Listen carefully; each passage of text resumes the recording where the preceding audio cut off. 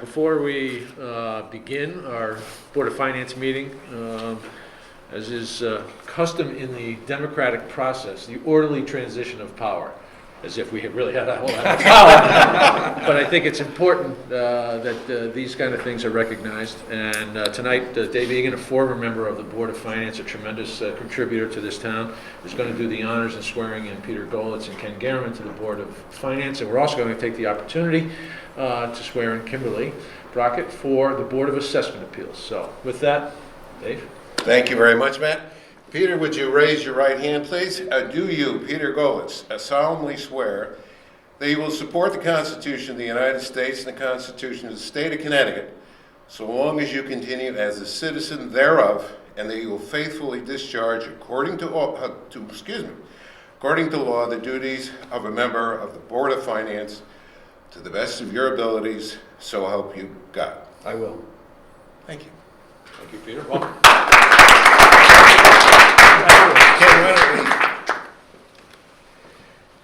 Ken, would you raise your right hand, please?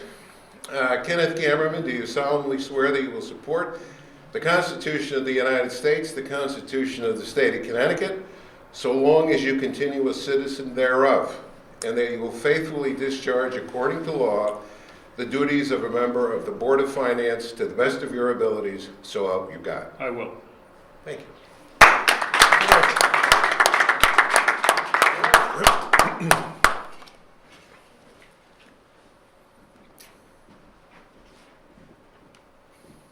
Hi, Kimberly. Kimberly, do you solemnly swear that you will support the Constitution of the United States, the Constitution of the State of Connecticut, so long as you continue a citizen thereof, and that you will faithfully discharge, according to law, the duties of a member of the Board of Assessment Appeals to the best of your abilities, so help you God? I will. Thank you. Congratulations.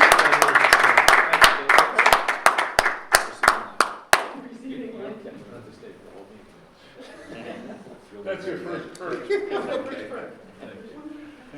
well, You're good not luck. gonna hang around the whole meeting? Shall Come on, we shall. that is your large perch. Thank you, Dave.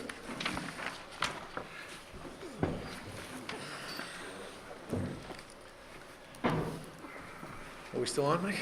We're still on. I'd like to call the regular meeting of the Board of Finance for Monday, November 18th, 2013 to order. But before I get to the agenda, I also want to welcome Jeff Beatty to the board, recently elected.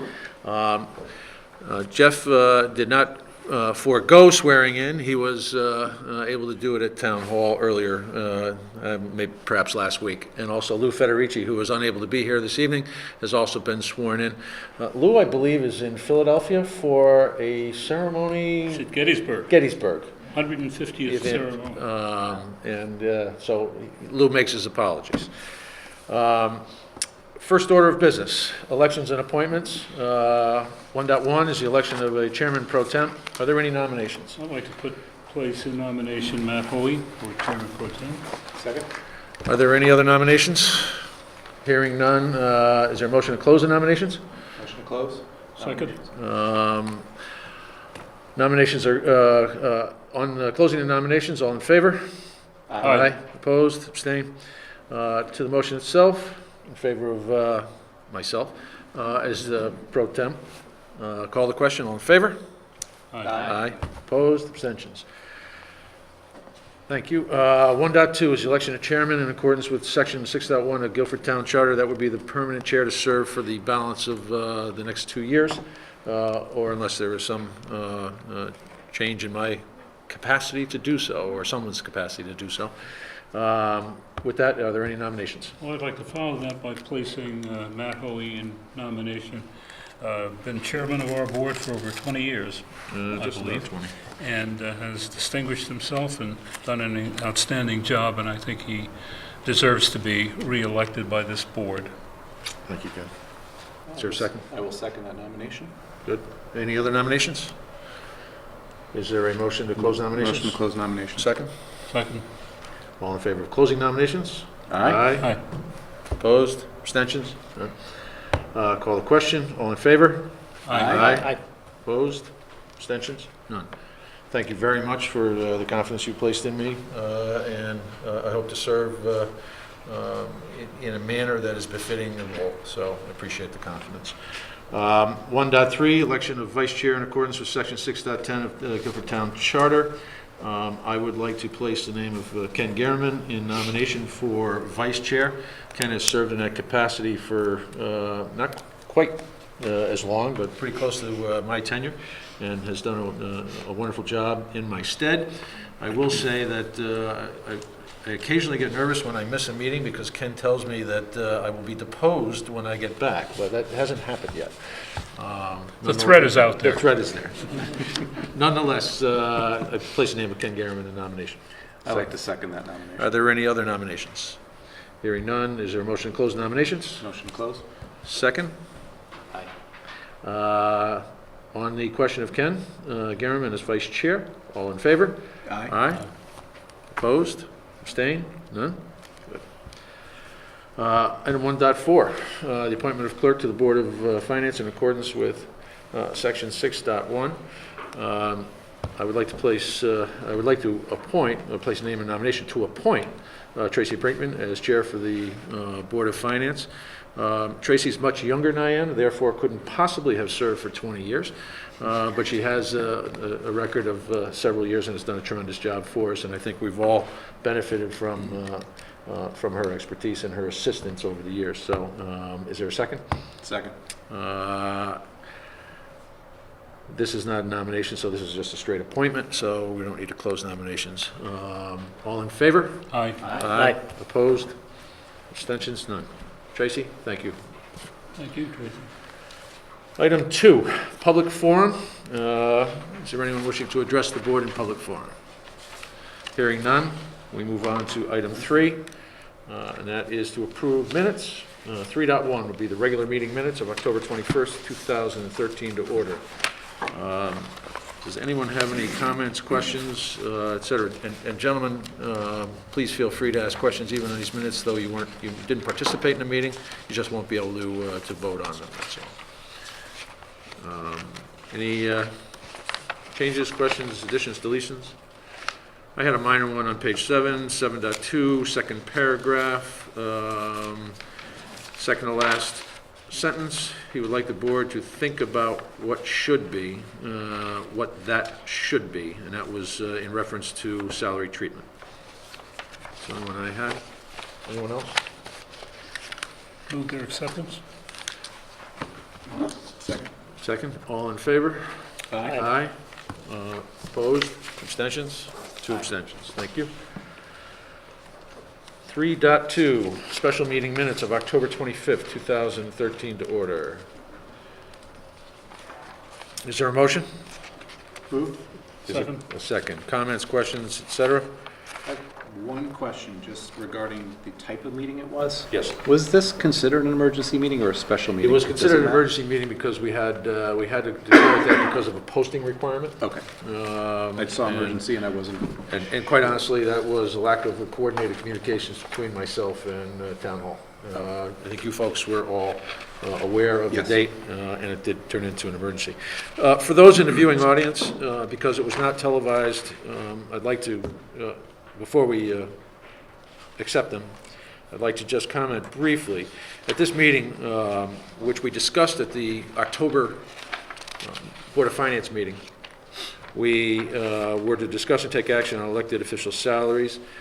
We had agreed that we were only going to address the Board of Selectmen's salary, the first selectman's salary. The Board of Selectmen, we had determined would be best kept at at current levels based on some comparisons that we had done that I had asked Mitch Goldblatt to pull some information together. Regards to the first selectman's salary, we took action. We are required by charter to set the elected official salaries for the 4 years of the term prior to an election. And what we decided upon was, and I'm going to round this up a little bit, no increase in the first year, 1.5% in the second year, as well as a 1.5 in the third and fourth years, which would effectively bring the salaries, because we did a little rounding at Mitch Goldblatt's suggestion. First year is $107,000, which represents no salary increase. Second year, $108,600. The third year, $110,300. Fourth year, $111,900. So, did anybody want to add anything to that, or did anyone have any questions? I just, wanted to comment that I think we had a very serious deliberation, and that we discussed quite a bit in terms of public wage gap and some of the trends that are occurring, as well as reviewing some of the salaries of first selectmen in other towns. So I think we had a good debate and a lot of good, healthy discussion. Good. I agree with you. Also, this did not affect the honorariums to the selectmen. Right. There is a question that we'll ask after we address this. On the approval, call the question. All in favor? Aye. Aye. Opposed? Abstentions? Charlie, I received an email over the weekend from one of your fellow board members who indicated that after having read our meeting minutes, that your stipends were declined as well. You guys did not take your stipends last year? I think that needs to be commended. The individual members of the Board of Selectmen are entitled, based on actions taken by previous boards, of $10,000 per year for their service to the community. And it was the first I had heard. I knew the first selectman had not taken the salary increase in the most recent fiscal year. And I applaud the efforts of the Board of Selectmen and the sacrifices that you made in that regard. Thank you. Item 4.1, Standing Building Committee Minutes.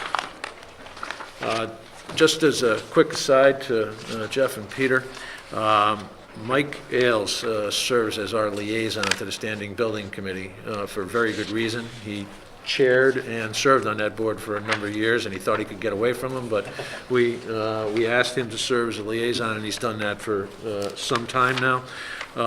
Mike traditionally tries to attend the meetings to get a flavor for what's going on, bringing questions to that board that originate here, and he traditionally makes a report out at the start of reviewing these minutes.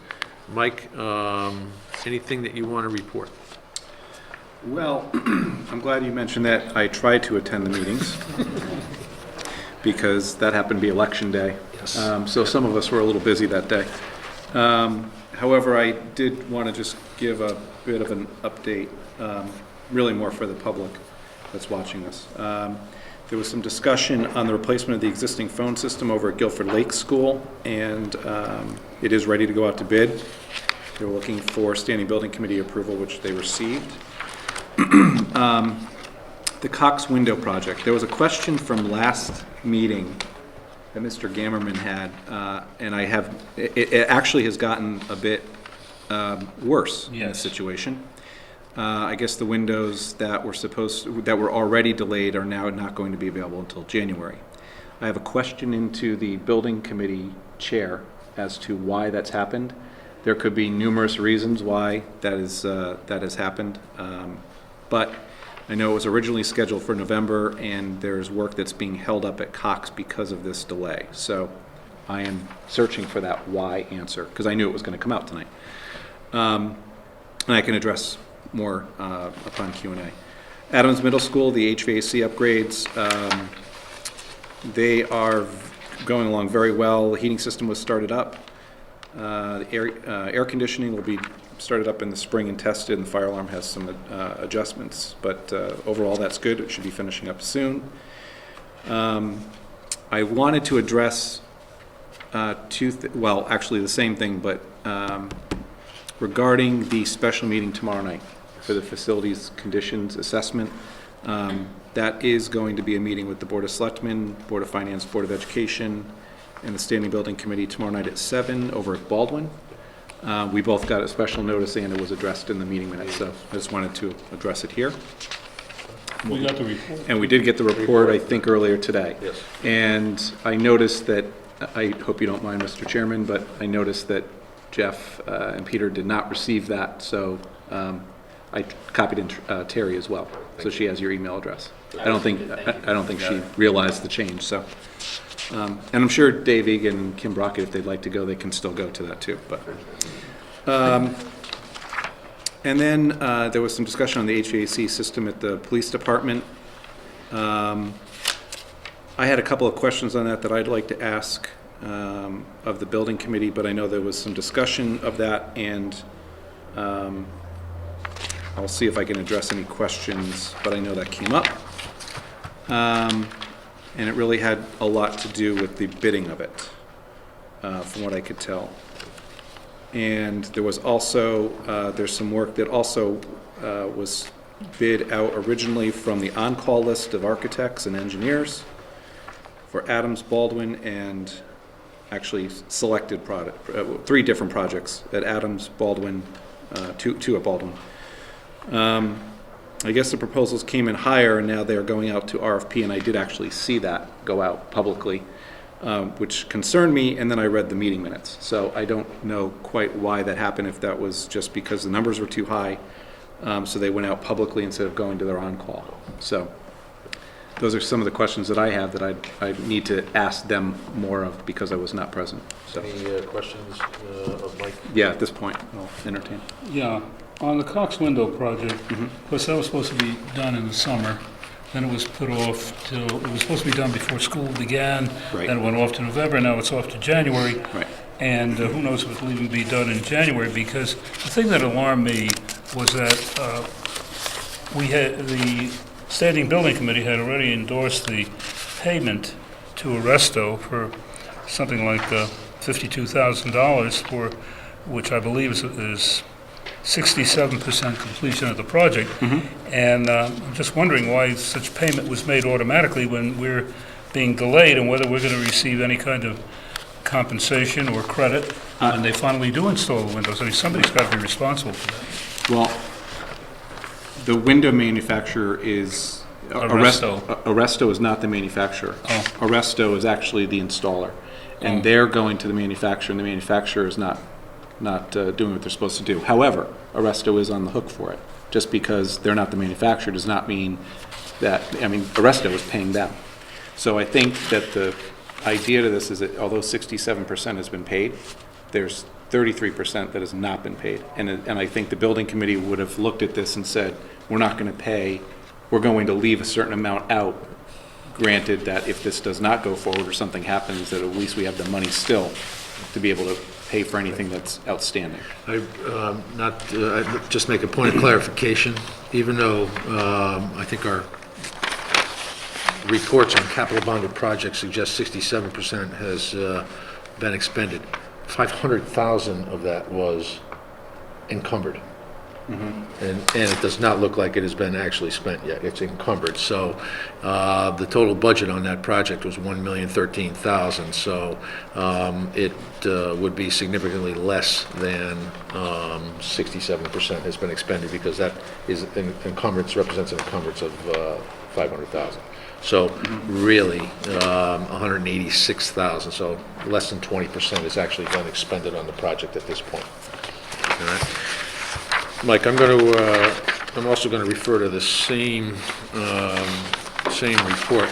And gentlemen, just so you know, very often, particularly with the Standing Building Committee and the projects that they're working on, you can cross-reference the minutes to, there are 2 reports at the back of your packet, which is summary of multi-year bonded capital projects. There's one report for the schools, and there's a report for the town. It'll take you a while, and any of us would be happy to go over them with you. I'm sure Sheila would be happy to spend some time. If you have any questions on it at any point, please don't hesitate to reach out to any of us. Mike, the question goes to that phone and paging replacement at Lakes, and I know that the minutes say phone replacement, and I don't know that it also includes the paging, but the original budget on that was about $40,000, and it sounds like a quote of $19,000 was to install 53 phones. Do we know if that's the totality of the project? at 19,000? Again, Mike. you If don't the quote have was to- 19 and it says 50 here, that's the discrepancy, I'm not Not sure? sure. Okay. No, I'd have to check on that. Any other questions on standing building? Yeah, I have one on that final paragraph, which I found a little puzzling. Mr. Gurnham said that none of these additional projects are eligible for state reimbursement, but one of the projects involves security upgrades at Baldwin, Leet, and Lakes, and it's my understanding that the state, with federal support, has been more than generous in providing some support for security upgrades. Why is that exempt from it? I believe there's a difference between the two quote-unquote buckets of where that money's coming from. The state reimbursement is coming from the Department of Education, from a different, from state reimbursement guidelines. So that would be for improvements. Security is coming out of grant money, I believe. So there are two different pockets that money is coming from. When they talk about state reimbursement, they're talking about improvement to facilities, physical improvements. Okay. As opposed to security issues, which is more coming from grants. So there will be And actually, support for those. if anybody, Sheila wants to, I know Sheila's very up to speed on grants, and, No, I think you're right. yeah, it's two different avenues of Yeah. reimbursement. But there will be reimbursement coming on that, No, not necessarily. For security, I don't know if it will, for security. Do we happen to know if there's any state or federal money available for security upgrades to any of the schools? We got a small amount, but I don't think we're gonna get the big share of it. The restrictions that I saw, we didn't qualify for the projects that we were doing. Thank you. No, on that note, on that paragraph, I thought it was interesting. They said there's a possibility the projects could be completed as energy projects. I was wondering if that was the possibility of tapping into the energy fund that we've been saving up over the years, to pay for some of these projects. Not sure if we would know that off the cuff, though. Something Mike can take back. Yeah, maybe there's some energy savings in the new entryways. Any other questions on that? 4.2, pension committee minutes. Any questions?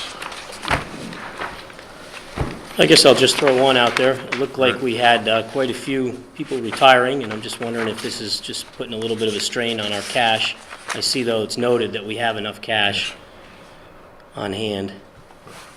Well, we try not to keep too much extra cash on hand at this point since there's no interest to be earned, but we will have to raise some cash in the very near future to cover the lump sums that we anticipate. Is it, that's just a feel from some of the reports I see, but it feels like we're getting quite a few lump sum retirements. Yes. I did have a question, Sheila, maybe you can respond to this. On page 5 of the minutes, the second motion, lump sum payment, rather significant lump sum payment, and one thing I noted was missing. Typically, we have some detail on the date of hire, the date of retirement, and salary data. Is that information available for the gentleman who is? That was a conditional approval and it didn't happen. Okay. So at the moment, it really is not valid anymore.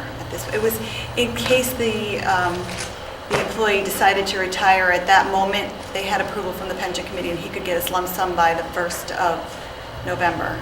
But that didn't happen, That did not happen. no. This is a rather significant lump sum payment, maybe the largest I've seen since I've been on this board. Larger than that, well, the largest that I remember, let's put it that way. Those are two different things. Huh? Length of service on this? 30 years. 30 years? Okay. All right. That's it for me. Anyone else? Me too. And the return, Sheila? I don't have the return yet for the month of October. I will email that to you. Thank you. Nothing further on pension? Come in. Let's go to item 5, review and accept the report of expenditure of the Board of Education for October 2013.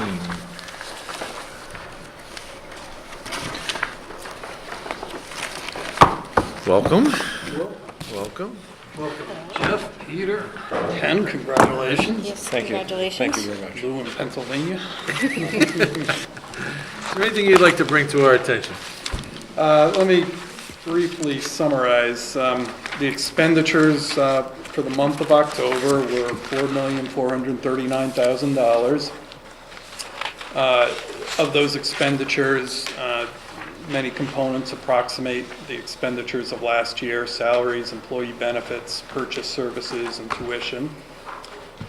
Transportation is a bit lower than last year, and the amount of payments in our warrant that's we've provided is $2,083,070.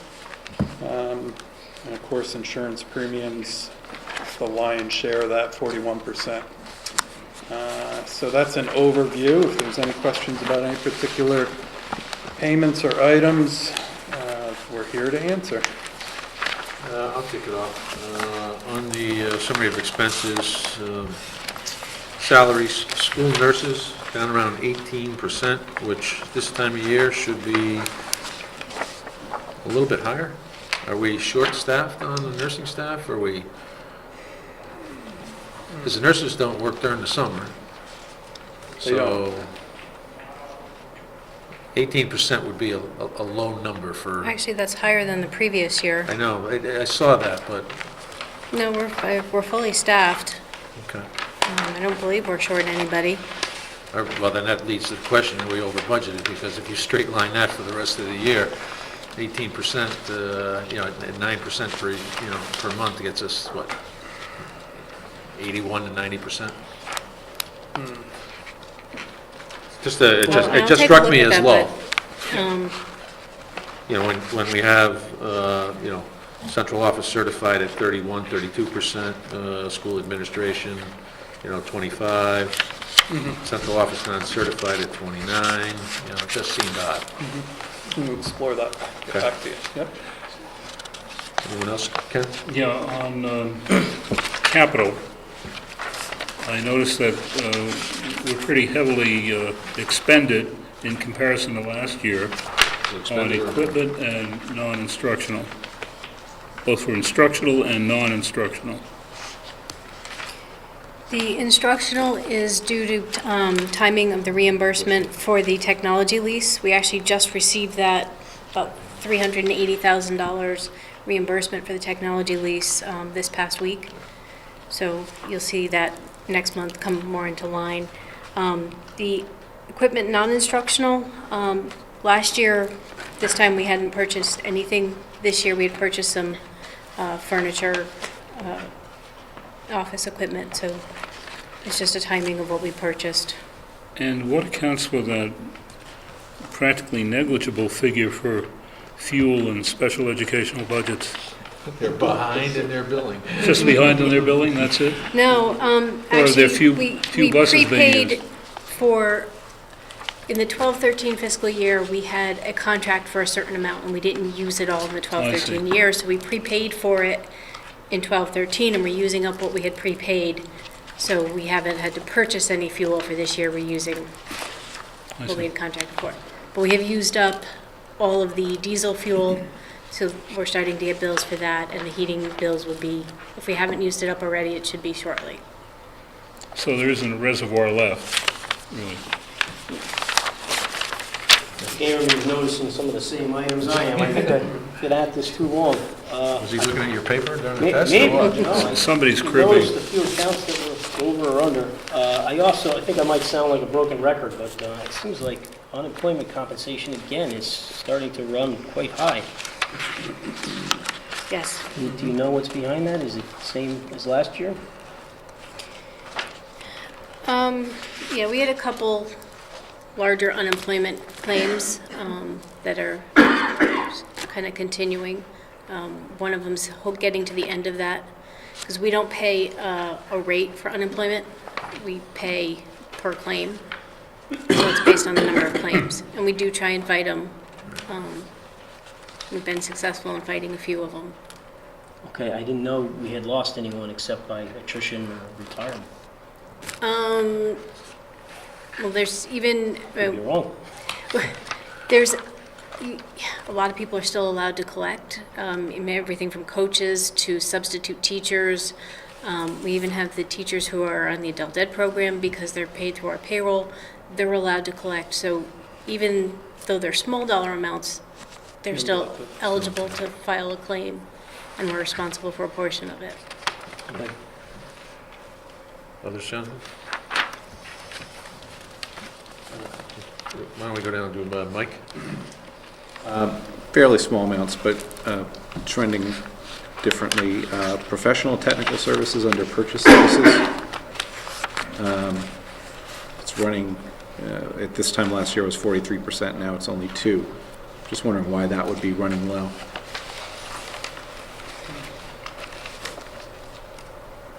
I'm not 100% sure. I'll double check on that one instead of misspeaking. Yeah, like I said, it's not a big amount, but it seems much lower than what it would typically be at.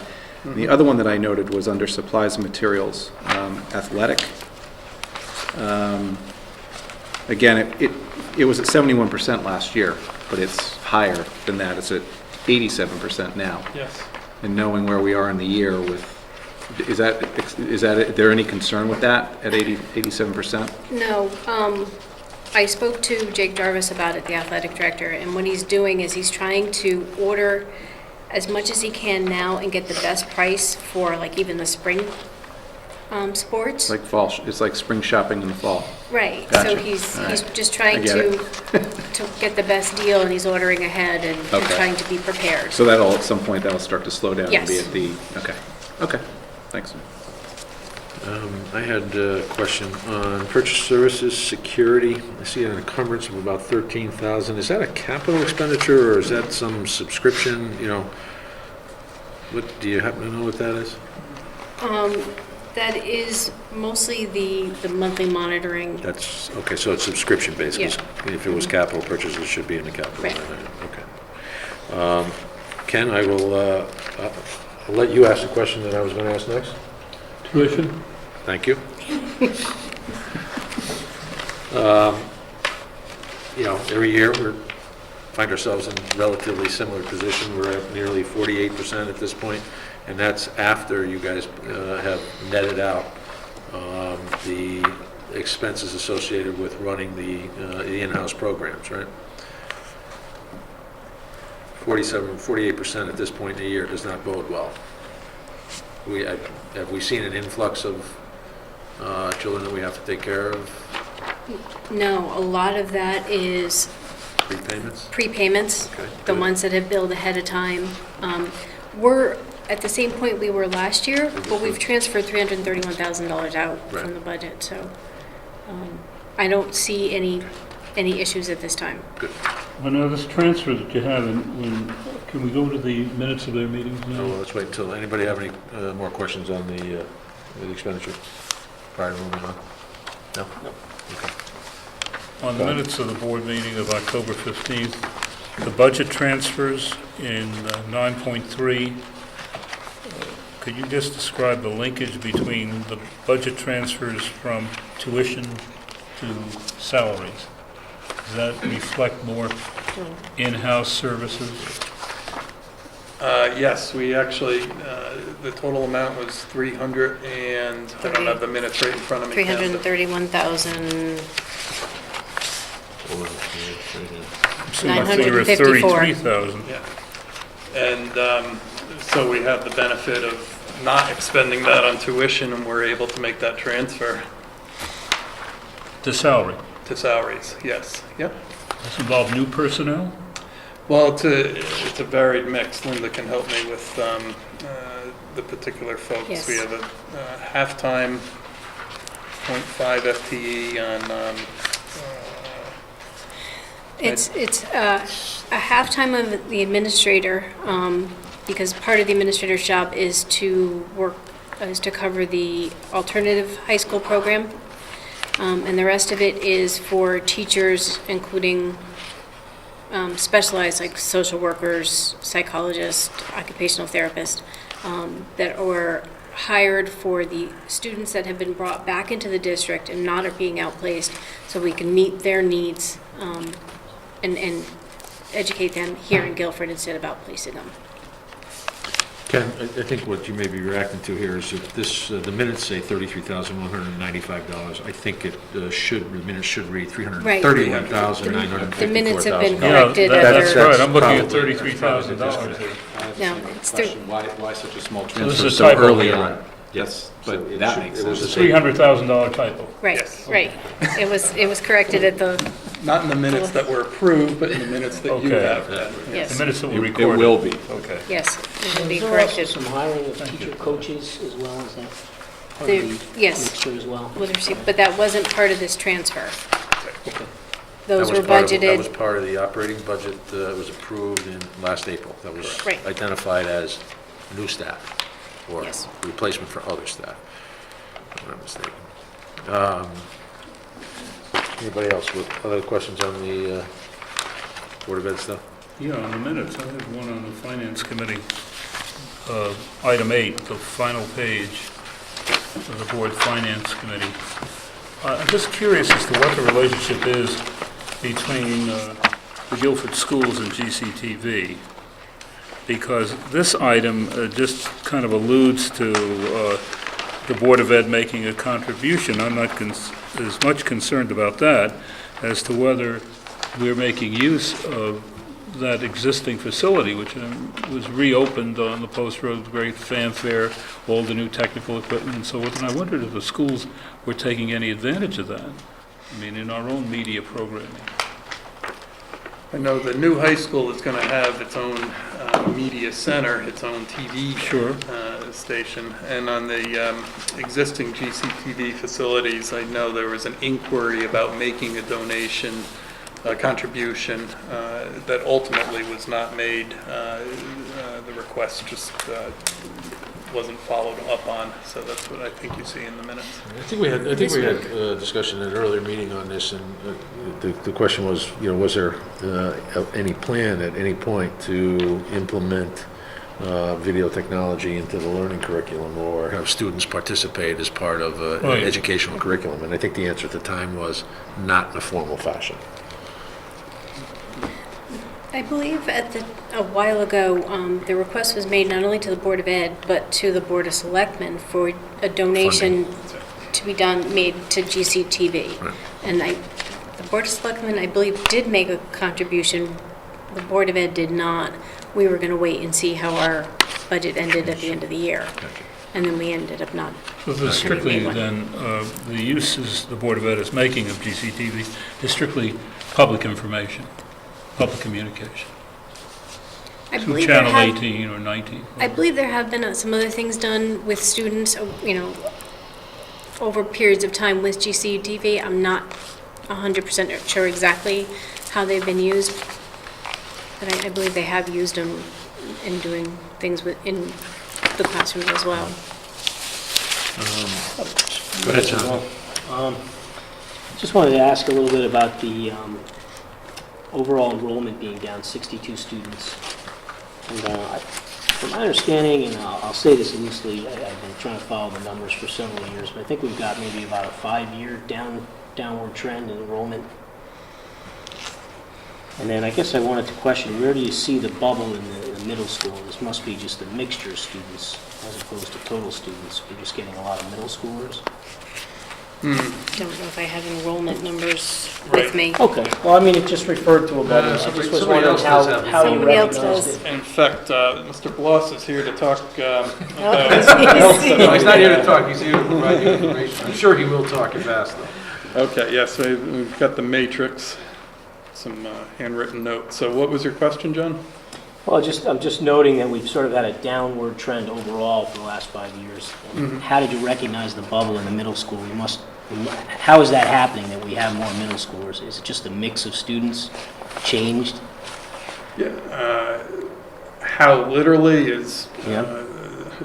unpredictable as can possibly be, residents in and residents out. maybe it's systemic with the 4 elementary schools feeding into the middle school. There was a bubble that was moving through the Okay. grades. I don't know I was if just it's curious how been- you saw it or We've recognized it. gone, Can you track it to a blackout or a big storm or something? Blizzard of 78. Exactly. Actually, Bill Bloss, Chairman of the board, I just recall reading some of the minutes, and it was over the weekend, so my short-term memory isn't that good. But I recall seeing you say something about that while enrollment is in fact down, it is not down on the order of magnitude that some of our surrounding communities are, nor is it down to the level that was projected by the state, the statistical analysis we had done several years ago. We're not close to the enrollment declines that the state predicted, and then actually the closer predictor was the demographic study that we hired out, I don't know, 8 years ago or 6 years ago. That's actually been very close. Although our enrollments have actually been very higher even than what the predicted enrollment was in the demographic study that we hired. Now, it's been very close. But, you know, just for example, from 2009 to 2013, we're down about 180 students over 13 grades.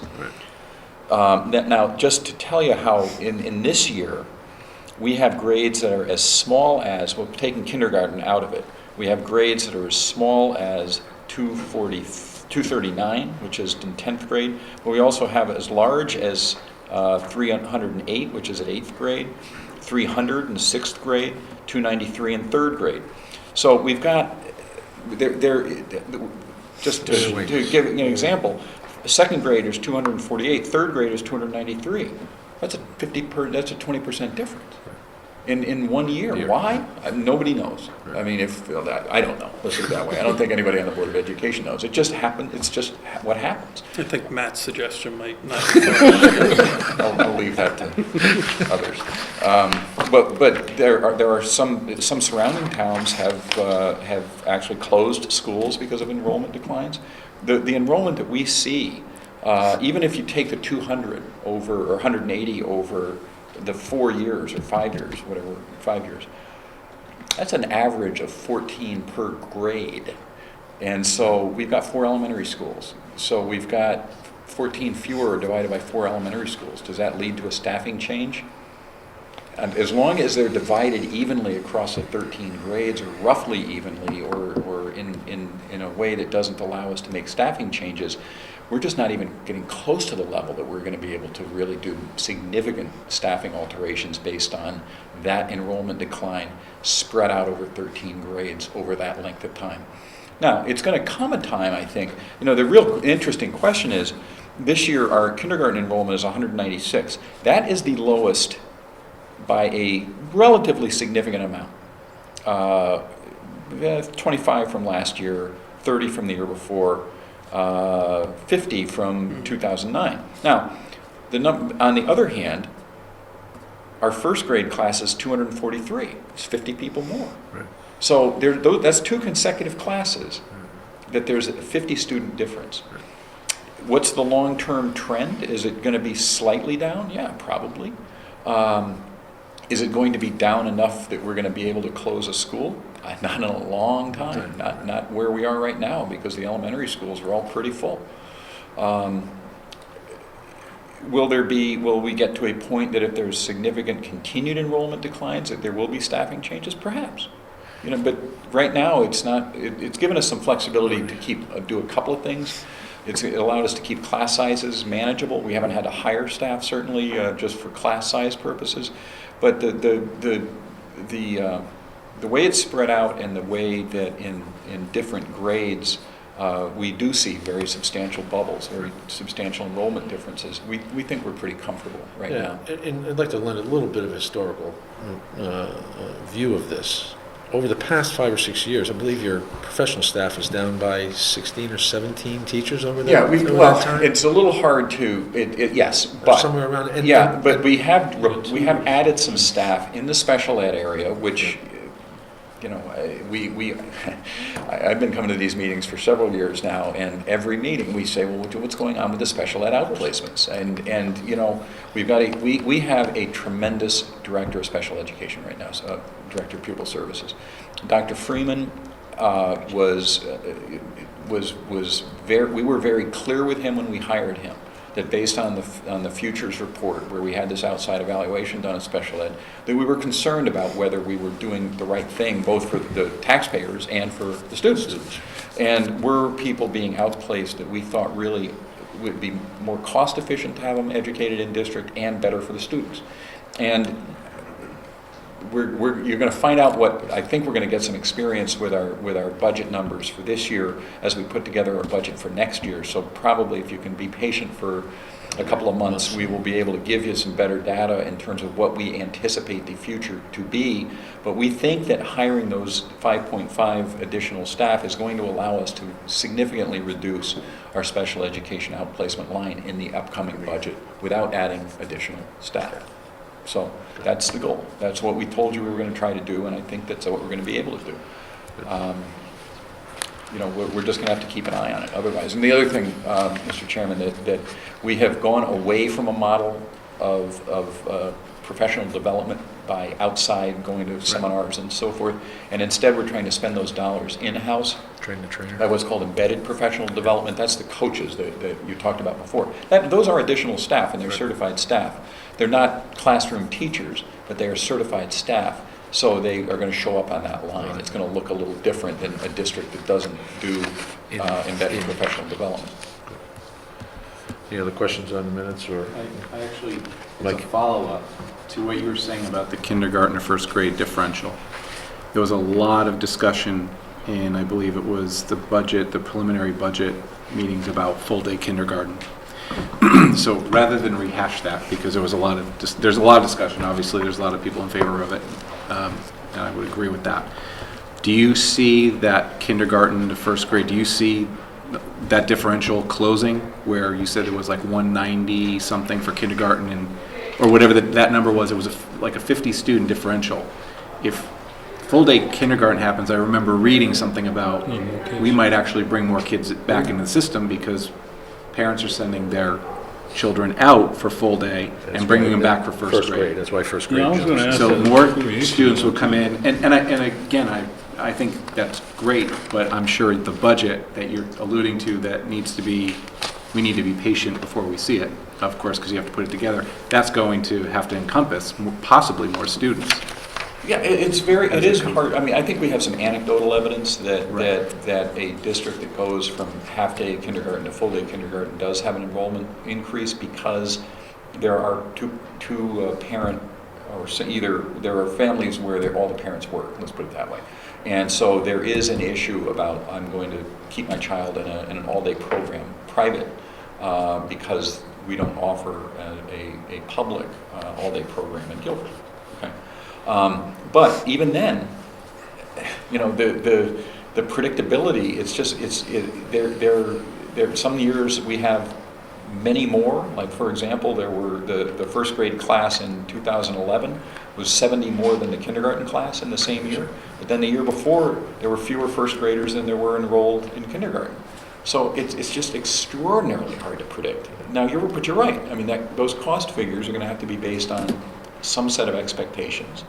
I think it's a fair assumption that if we offer all-day kindergarten, that is going to be an enrollment increase of some size. If I had to predict it today, I'd say it's around 10% in that area. That seems to be consistent with what's happened in other districts. But whether the Board of Ed moves forward with all-day kindergarten, clearly there are a lot of people in town that think it's a terrific idea, and there are a lot of neighboring districts that think it's a good idea. Whether we bring it forward or not is going to depend on some information we just don't have at this point. Yeah, I was going to comment, I think we're all concerned a little bit about all-day kindergarten because it could have a pretty substantial impact on the budget. But I think you're kind of in an investigating mode at the moment where you're trying to determine the educational value as well as what cost it would be to implement it. That's correct. And we did ask, we've talked about this in several meetings with the superintendent already. If we move forward with it, it would clearly be the single largest line item in terms of an increase. So we've given the superintendent three types of, or three requests. One is give us some solid data on how much it would cost. Second, we need some solid data on what the rest of it's going to cost, because in the context of the greater budget, are there going to be savings that we can achieve in some other area that might offset some or all of that amount? Okay, we need to know that. And then third, and not insignificantly, is what is the educational value of all-day kindergarten in a community with our demographics? We did ask the superintendent to provide us with studies, data on that. We did get some links this week from the superintendent talking about that, and I'm happy to share that with you all if you want. We just have to investigate it. It's a big expense. We know lots of people are going in that direction. Whether it's we're going to look at it the same way we look at anything. Well, we're at the cusp of a new budget year, and I think our subcommittees are going into action in some way within a month. Right. Therefore, is it fair to assume that we're going to be getting some direction from the Board of Ed on this issue? Well, first from the superintendent, because the process is he's going to propose what he believes are reasonable proposals based on his investigation, and then it comes to us. So I think it's quite fair to say that by the time that the committees are working together, you will have at least, if not to the dollar, cost estimates. Pretty close. Very close. And then we will have a little better idea about what's going on with special ed tuition, what's going on with the rest of the staffing issues, what's going on with some of the capital issues, et cetera. So, I think we're all reluctant on the board to look at this, kind of tease everything apart item by item. It's really, the budget is a big document, and we want to try to see how this fits in terms of our overall financial approach and our overall educational approach. It's really the only fair way to do it. We are looking at some other very exciting programs, like International Baccalaureate program at the high school. There are very strong arguments for that. There are very strong arguments. The experience that we've got with this embedded professional development with the learning coaches has been terrific. It's been outstanding. Frankly, it's exceeded where we thought it was, what the results were going to be. But if we increase that at all, that's going to be additional expense. So is it? I don't think Gary and I are prepared tonight to say we think that 9 of us are going to. No, we're not asking. We're not asking. Yeah, no, I think I know. It's still a little early for that. Yeah. And as you and I both know, most of us know here, it's not our call. Well, right. I mean, I think our call is to take a look at the associated costs. It's your job to make the determination of whether or not we move forward with all-day kindergarten. Yeah, I'm certainly not. My suspicion is that you're going to ask the question. I would if I were you. Is it worth it? Right. And we'll get an answer to that for you. I can't help but ask, the embedded professional development, has that led to some lower cost for external professional development? Oh, sure. Been it like Yes. a trade-off? Yeah. And it's much more effective. We're very pleased with the results. Any other questions? Board of Ed? No? Before, why don't we accept the expenditure, report of expenditures in the amount of warrants? Yeah, you guys want to talk about warrants? I have two, Okay. right next to each other. I know we're keeping you up here for a long time. But I did, just on the warrants, on page 9, they're right next to each other. There is an expenditure for an attorney, and it's for what appears to be 2 months of tuition. What I'm wondering is that for one case? Or is that Yes. multiple cases? That's one case, that amount, okay. Right below it is CREC, and I'm familiar with CREC, I know who they are, Capital Regional Education Council. But it's a $151,000 expenditure, and it's for Strive membership. That's an error. It should say Strive tuition. Strive tuition. That is the Strive program that we are doing in conjunction with Clinton and Madison. That's our portion? That is our portion. For four tuitions, right? For 4 students, 4 slots For the year? for the year. Okay. So one payment for the One year. payment. I saw the membership and I thought, Yes. that is gotta be the most expensive membership I've ever seen. And I know, correct, they're not that expensive. Yeah, that was an error. I Okay. apologize for that one. Great. No, that's great. Thank you. That's all I have. Anything else on the warrants? For me, done. Okay.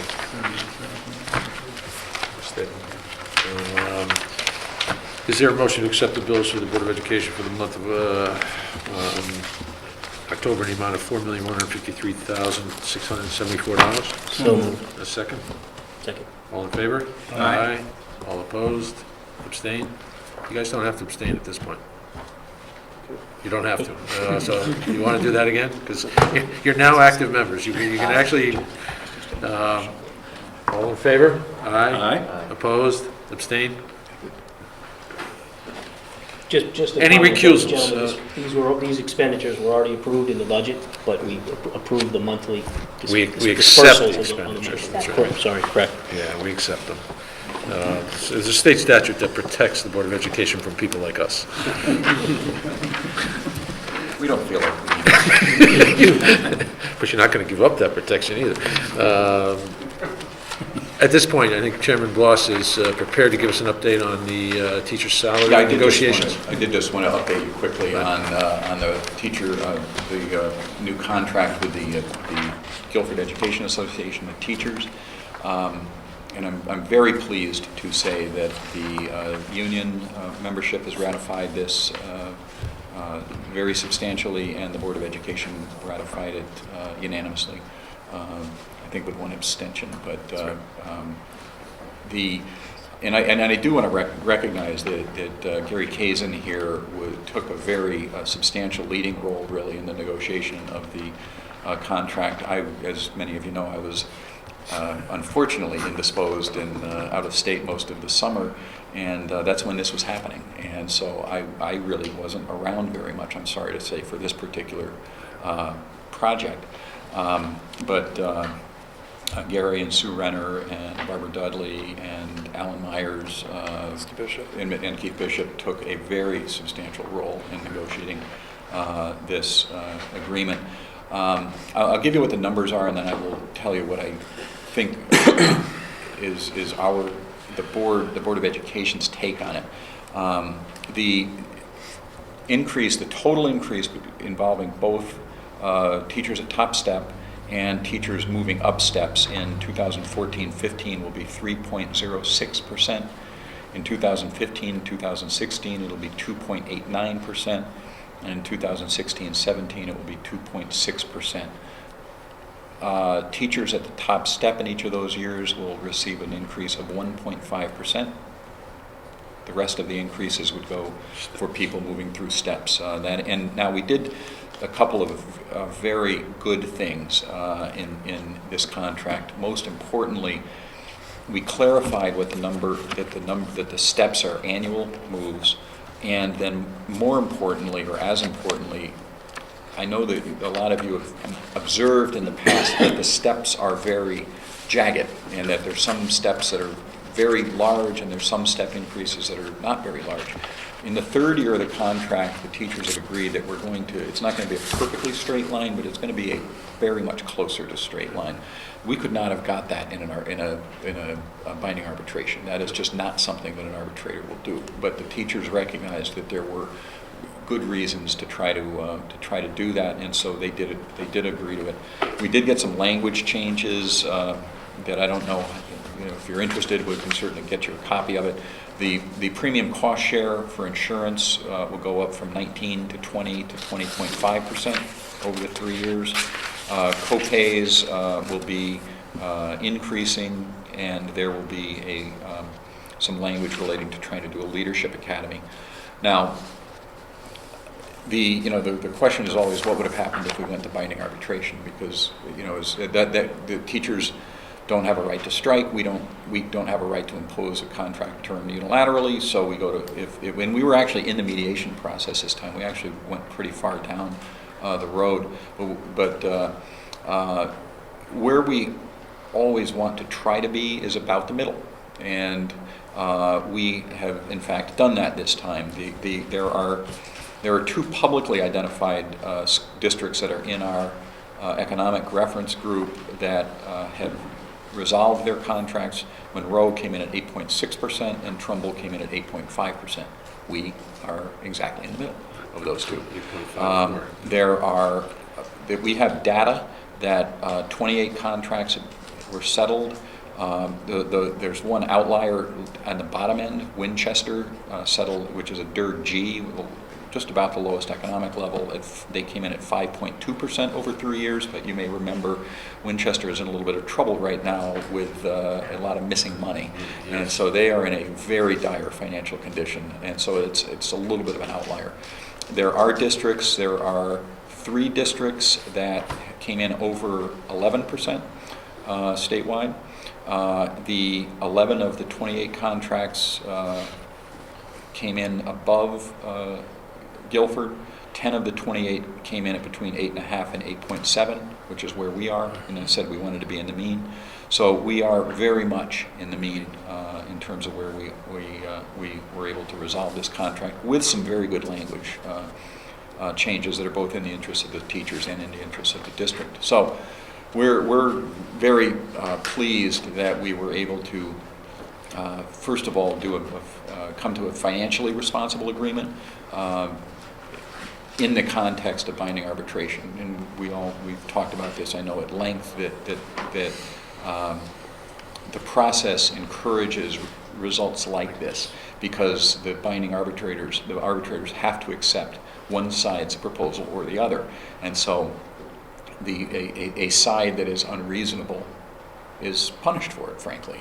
There's no splitting the baby in binding state arbitration. So it encourages things like this, moving toward the mean, and that's what we've done in this particular contract. So we're pleased about it, and we're also pleased that in the context, and I've said this at Board of Ed meetings, I'll say it to you, I believe that teachers right now are working harder than they've ever worked between Common Core state standards and the changes in the evaluation process. And they're trying to do Common Core and evaluation process changes in the same year. In retrospect, may not have been the best approach. Now, it wasn't our choice. This was a state mandate to go to Common Core, and it was a state mandate to go to the changes in evaluation process. But we're through it now, and so I think we're all pretty comfortable with how it's being implemented. There are some things we've got to work on, but I think all in all, we're very pleased with the rollout and like the way that the process is moving. But this is a reasonable contract in light of everything else that's going on economically, the context of binding arbitration, and what we're asking teachers to do right now. Are we also in the middle of the pack so far as benefits are concerned? Yes. Bill, I have a... Does it went up Actually, a our bit? premium cost share is very, I think probably most districts are going to be close to where we are at the end. We're moving more quickly than some, but the teachers understand that healthcare is a very expensive proposition. And right now, they're paying, by the end of this contract, they're paying over a fifth of it, the average themselves, plus some significant co-pays. Well, just a couple of questions. One is just clarification. I think the mid-step teachers and faculty will receive 1.5% per year? No, top step. Top step. Teachers at senior teachers. I mixed them up. Yeah, senior teachers are going to effectively receive a 1.5% per year. I mean, if you want to call it a General wage general increase. wage increase or whatever.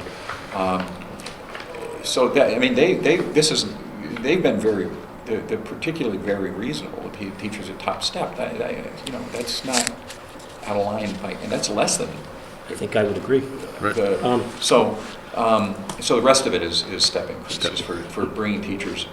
Now, the medical premiums, I recall some of my notes, and I may have forgotten, I think they're at 18 now. Is that I think that's right. And they're right? moving from 8 to 19. To 19, 20, and 20.5. okay? And then the last question is, just curious, I heard on the news that, particularly in New York news though, that many parents kept their students home I think on Monday to protest the Common Core standards. Yeah. And I just wonder if anybody felt strongly You know, that they didn't like the Common Core Oddly standards as enough, parents. we did, I just was talking to Dr. Freeman about this, we just had another meeting, and he said that he did get an email from a parent who said that she did not hold her child out of class to protest it, and that the enrollment, the attendance numbers were indistinguishable from any other day. The problem with, I mean, if you want to get into this discussion, I mean, I know Mr. Haberga is probably anxious to get in and out of here, but the entities that created Common Core did not do a very good job with the message, and particularly in light of the what I would consider the failure of No Child Left Behind. There is a tremendous level of suspicion about whether Common Core is really going to help. And how did it happen? It really happened very quickly, and at least I think from the public's perspective. I think it certainly happened quickly from our perspective. This was just something I think it really came within a very short period of months that this was on the radar, and all of a sudden it's a requirement. I think the board agrees that the concept behind Common Core is a very solid concept, and that is we have historically taught children the wrong thing. We've taught them to memorize, we've taught them to mimic, but we haven't taught them to analyze. We haven't taught them to reason. I mean, you're hiring people to work in a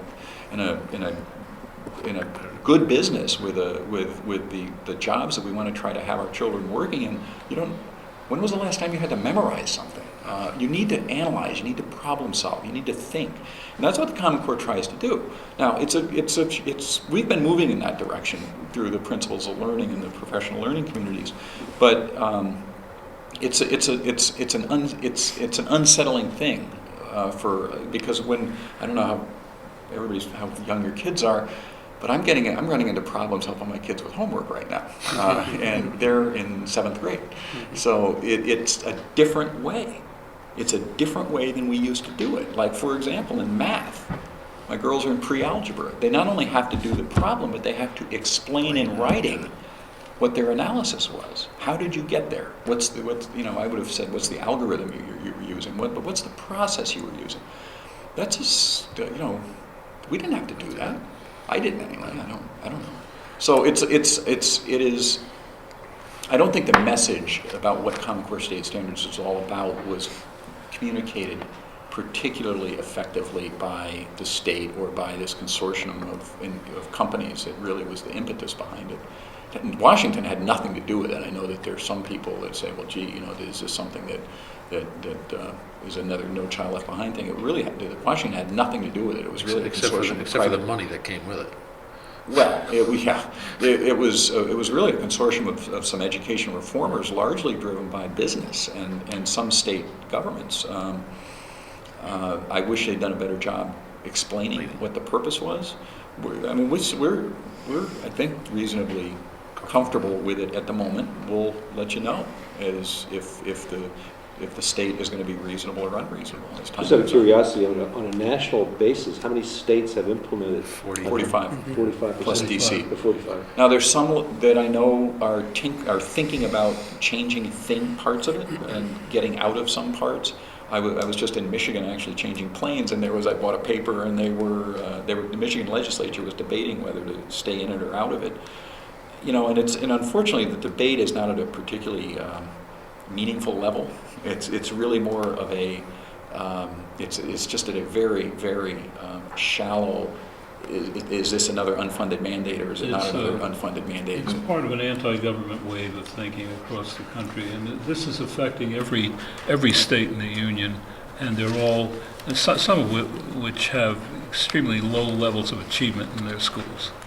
Well, I'll tell By you, any measure. the one thing that I think it is going to do is, if you accept the premise that reasoning and critical analysis are the most important parts of education, we're going to find out that there are, and particularly if we have these uniform national or regional tests, we're going to find out really how well we're doing.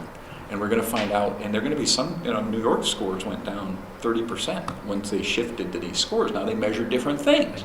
So maybe it's better to know maybe it's better for the scores to be lower because you understand what you have to do to install critical analysis and critical thinking and learn and lead to learning in that direction. But it's still a kind of a scary thing. If I'm back here in 2 years and I'm telling you that we had a drop in our scores of 30%, you're not going to be happy. On the other hand, it's not the same test. We're measuring different things. We'll see. And it'll be in proportion to everybody else Oh, that's dropping right. 30% No, too. listen. Let's, I'm quite confident. right, we'll do well.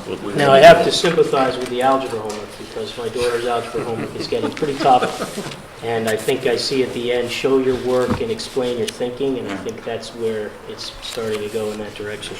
I was okay until we got the Thought I negative was done with exponents. algebra. But, yeah, negative exponents are not good for me, but, you know. I know Can you that share some- those numbers with us? Yeah, I know, typically we get the enrollment numbers at the end of the year. I know that Terry Fiandello there was a line that needed tinkering in the Okay. projection, so I'll have her send those to you tomorrow. Right, and that's the October submission on the EDO, whatever it is, EDO 9s or Yeah, so whatever. maybe something. Which, and actually, the most recent Board of Education summary books that you've got a compendium of data that usually passed out once a year. I don't know, is that part of the Form-A file? No, you're talking about the annual report. The annual So report, yeah. Those aren't filed right now. Okay, I think they're in the spring, whenever they're. right. Would it be beneficial for you guys to get your hands on those? That'd be helpful, thank you. All right, so could we get copies for Sure. Peter and Jeff?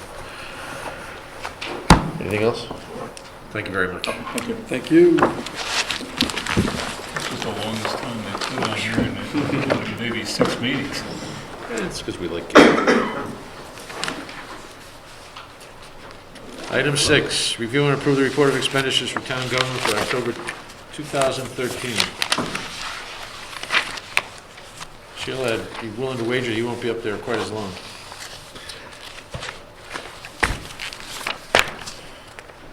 How are you this evening?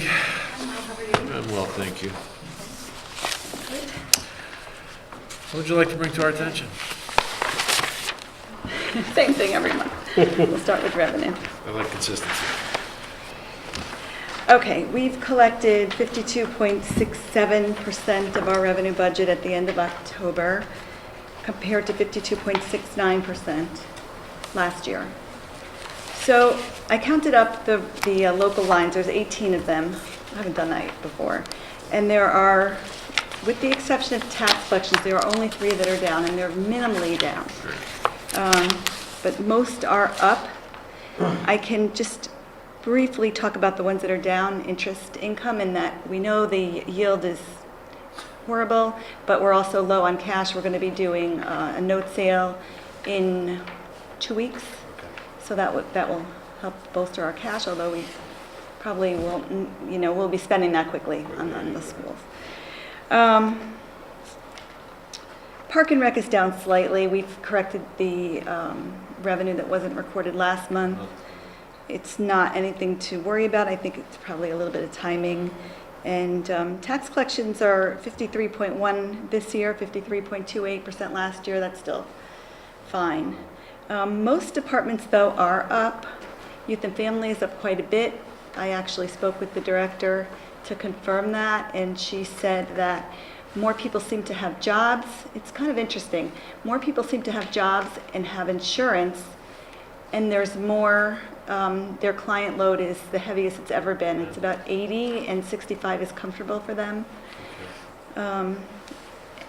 So that's the reason why their fees are up. Are they going to need to add to staff? She did not say that, so I would assume at this point, no. Mm-hmm. The police department revenue is up because of the new gun laws that went into effect. Yeah. Just a little bit, I mean, with that, I checked that as well, because sometimes that's been a pretty consistent line item. Ambulance is up, everything else is Pretty good. good. Next month I'll have a report on the state revenue for you. Thank you. Ambulance is up. Yes. I noticed in town clerk, it's up, a lot of that has to do with conveyance taxes, seems to be running at about 40, almost 45% of the budget on it. Does that mean that the real estate market is starting to It move a is, little bit? Yep, and I've been working on that because they actually have a new system in place where they're completely computerized, and it's very nice. You can get all kinds of data, but we're trying to integrate it into Munis, so I've been working closely with that, and it's conveyance taxes. It is, yeah, that's what I saw. So any kind of data that you need, it's easily obtainable now. It's refreshing. Yeah. You know, didn't some of that activity kind of drop off, though, in August, September timeframe? I think the interest rates ticked up quite a bit. Well, I don't know. But definitely got the burst Right. over the summer. Yeah, there was, well, the year-to-date revenue is 138,000, 23 of which came in October, so we did 115,000 between July 1 and September 30th, so. Yeah, you kind of need to be a little bit careful with that because we did some adjustments in October, so it probably would be better to annualize Yeah. the 4 months. But Well, they're strong. yeah. Anybody else with anything on? No, Revenue? Okay, we'll move on to expenditures. That's a very good place to go. The percent obligated at the end of October is 46.3 as compared to 44.9% last year. So that is not alarming at all, but it's a little bit more of a spread than we're used to. So what I did is I took away capital and debt to see what the percentage looked like without those two. Right. And it's 42.8 as compared to 44.9. There you So go. that's great. I say this all the time, the departments are very good with managing their budgets and rarely go over. There's a few little things I could point out in the building department. There's a little bit of an overage there, and that's due to the part-time building inspector on the high school project that will be reimbursed by the high school project into the general fund. We're going to have an item for continued enforce on the agenda coming up, and it's for a truck, and that truck is actually encumbered in the Public Works budget in error, and that will be taken out, so that will reduce their small overage in the equipment line item. And debt service interest, even though that I took it out of the equation, actually, we will expect a surplus, I think, there, because I budgeted $400,000 for interest for high school bonds, just in case we bonded prior to June 30th of 13, which we didn't. I'm trying to push it off as best as I can to mitigate the impact of debt service on the taxpayers, but we won't need that $400,000 at this point, I don't think. Questions? I was just curious if you could just give us a little bit of the story behind the capital and the debt service principal. Is that because of the refinancing? Well, the debt service principal is totally scheduled. When we did a refunding last year, it just, restructured the way that the payments are made. Did it accelerate the principal repayments? Not I guess that was really, really my just question. reallocated the principal payments. We didn't extend the principal, that's one thing that we don't do. It just reallocated. Okay. Capital is just timing issues. Came across one line item under finance that triggered my memory a little bit of, it's Storm Sandy. Yeah, it's good, though. It was good. Yeah. Where do we stand on all of the FEMA? Are we all, what's left? What's the update? The update is, well, the money that you see in finance was for direct administrative costs for my department that we did not accrue at June 30th because I wanted to be somewhat conservative.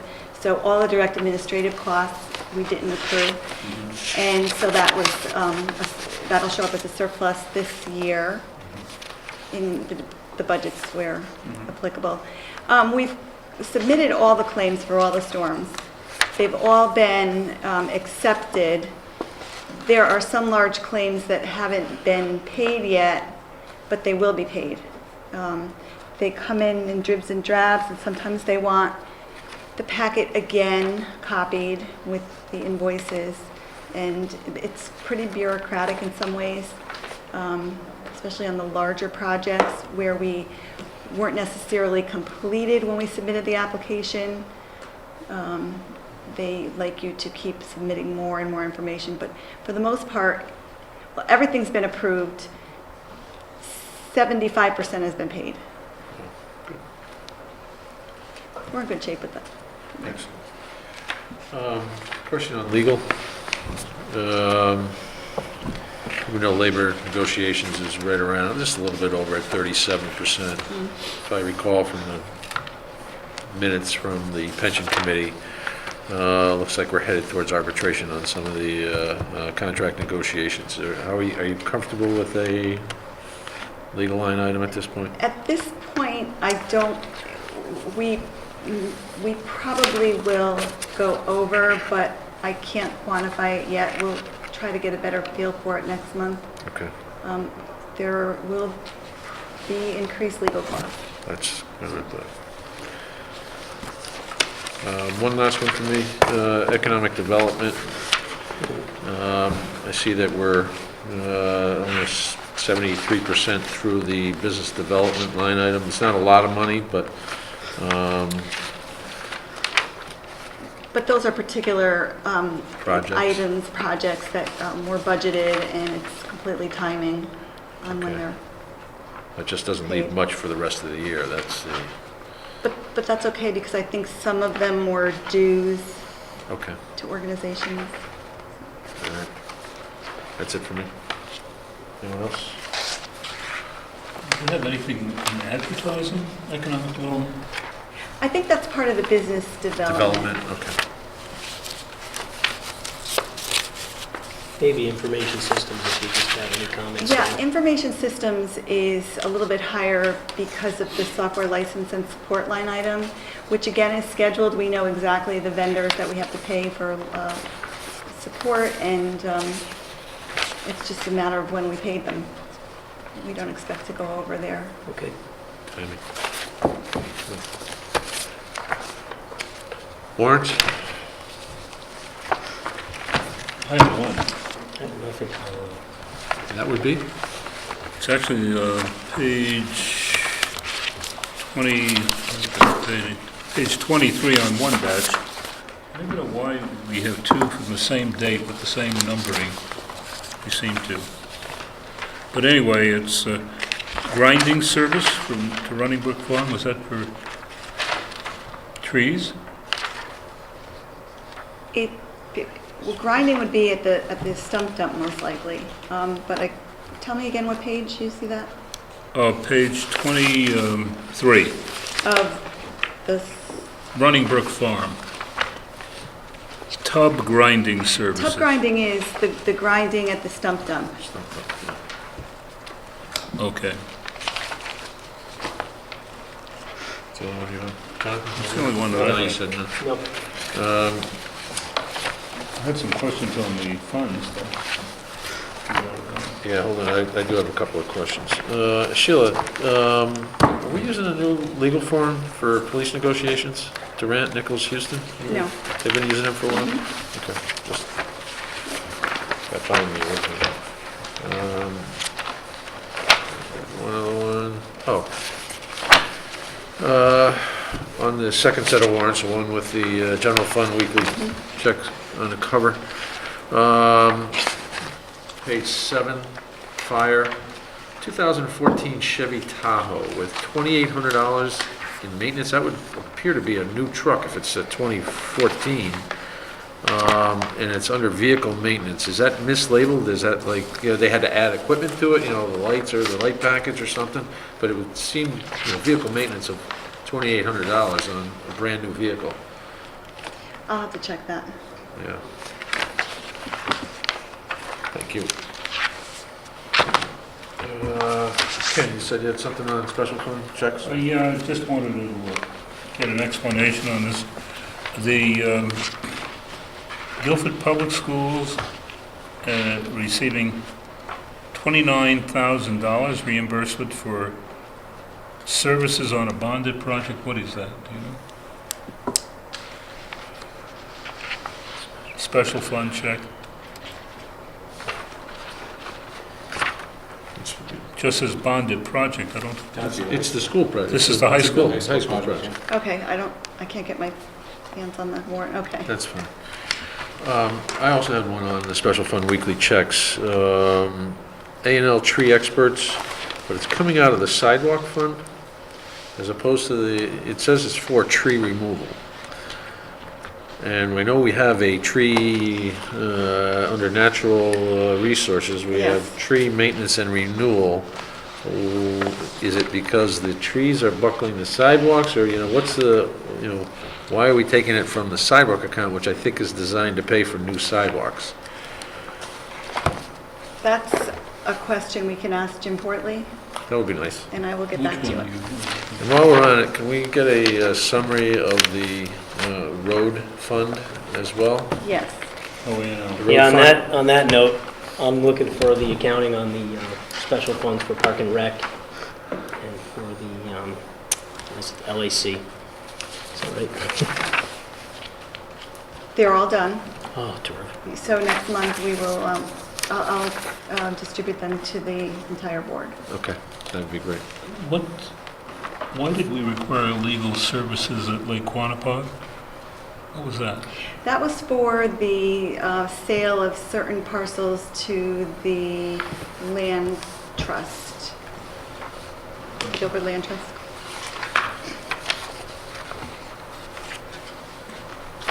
Anything further? Nope. No. Capital projects? Mike?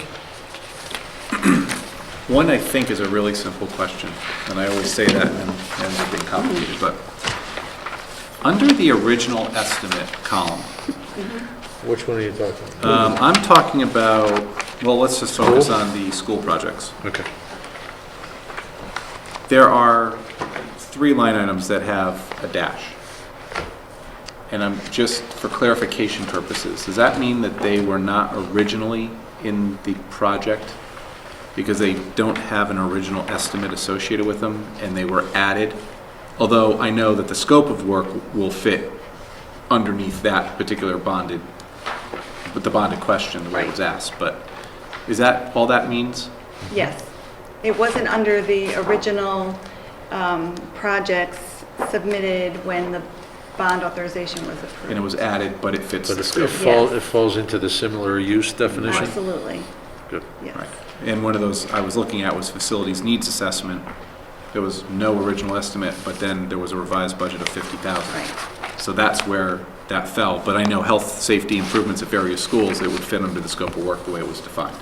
Okay, so I just wanted to make sure that's what that Right, meant. and on the fire alarms, I think what we did is we just broke out the fire alarm budget that was originally submitted into the schools. So we just gave it further detail. Okay. All right, so that's just a general question. The one I had actually on the town side, under years 1 and 2, the public works infrastructure improvements, first line, the reconstruction of Long Hill Road. There's an expended during fiscal year 14 of 131,330. Just wondering, what has that been expended on? And the reason I'm asking is just knowing I drive that a lot. You haven't seen it? I haven't seen anything. And 131 for design seems like No, a lot. That's that intersection at Route 1. It's the design. Route 1 to Hubbard Road. Yeah, basically going up from Route 1 past Bishop, right up. Whole redesign of Long Hill Road effectively in the drainage and that type of thing. And there was 150 that was transferred from that. And then there's 131 encumbered. Oh, no, I'm sorry, not encumbered, expended in fiscal year 14, right? right. So I was just curious. I can get you more information. I have a feeling, and I could be wrong, that this project is going to be supplemented by federal funds. I think you're right. I Yeah. just didn't know where that, Well, I'll confirm that the 131 is actually for Long Hill to Hubbard Road, just to make sure that that wasn't miscoded. I don't think it was. And the 150 was just because we didn't think we were going to need all of the bond funds for Right. that project. right, and it moved over to the town dock. Yes. Yeah. Yeah. Speaking of the town dock, it shows here 93% completed. Is it virtually completed now? Because you believe so, have, yes. you have another 33,000 encumbered. There may be a small retainage left. So hold back, yeah. Yeah, but it's, Basically, It's paved yet. Last I think saw, we're it wasn't paved, so I'm not sure it's paved, final coat. what about the HVAC in town? Is that virtually completed too? they're working on that. You're laughing. It's very warm there the other day. There's an issue with the pumps, and Energy Task Force specified. Well, I see 97%. You should be delighted. More delighted than we were last year, but there was some issue with pumps and backwaters and that type of thing. But No problem though, as you see. Any activity on the high school? There is a lot of activity on the high school, and next month we should have the actual official budget model that you'll be seeing now every month. I've been working with the finance subcommittee and getting it all ironed out, so next month you'll have that. Is that a capital project that maybe should just go right on here with the school project? We talked about a separate one, but Yeah, it'll be it's- separate. it'll It's be a separate fund. report.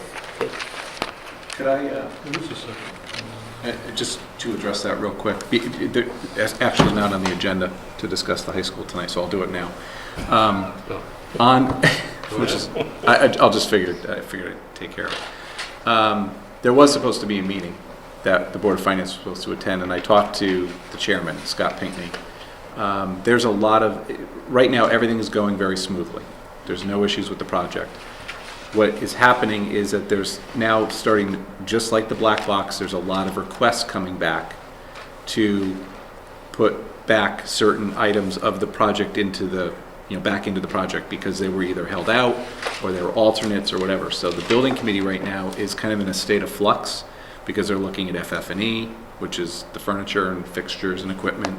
They're looking at the black box. They're looking at a number of different issues, and they did not want to have us there and have a meeting to have a bunch of questions that would be unanswered because they're still vetting it out. So I think I reported that last month. They're still doing it. Everything's going is going smoothly and going fine, but they did not have that meeting because they felt that the liaisons, like myself for this board, would just report back to the boards and say this is what's going on, and they didn't need to duplicate those efforts. But I'm sure that there will be a meeting probably in the next couple of months to give an update once all of those items start to get their place. And I'm not sure it makes sense to produce reports similar to this for the high school project. It would take a spreadsheet with about 1,000 pages on it to identify all the It should be. expenditures. Go ahead. No, At a the- macro, it's got to be done at a macro level. The budget is about 2 pages long in this format landscape. That's it? Yes, and it's the GMP budget and then the owner's budgets for FF&E and other The hard owner costs of items. the hard costs, so you probably we'll just see a hard cost number, and then everything else will be soft costs, which are all broken out, which are the costs that we really care about, because we can control those better than the hard costs, which is GMP, that's it, it's done. So the GMP will not be detailed. I hope No, not. it's That not. would be the That's what I 100-page was- document. that's what I No, Actually, it'd be the about GMP is the 12. smallest portion, it's Yeah. maybe 5 lines. That's fine, okay. That's fine. I also mindful of the time of you and your staff to be producing reports. Well, that's why I wanted to set it up just right. And so Exactly. I think that we're at that point where it's set up correctly and we should be okay with Now, that. if I may, there's something else I wanted to ask for, and I may as well ask for it now. At one point or other, you did a very nice forecast on what you expected the bonding activity to be for the high school, Yes, and, broke out bonding for the 5-year project and, kind of legacy bonding, and showed us a very nice bar form graph of it's kind of how the debt will come in over what years. yeah. So I wanted to beg you to go ahead and do that again. I'm working on it right now. Fantastic. We just got the cash flow from the most updated cash flow. We know what the budget is, and we're planning the financing schedule now and comparing it to the original. And you should see that in the next month or so. Fantastic.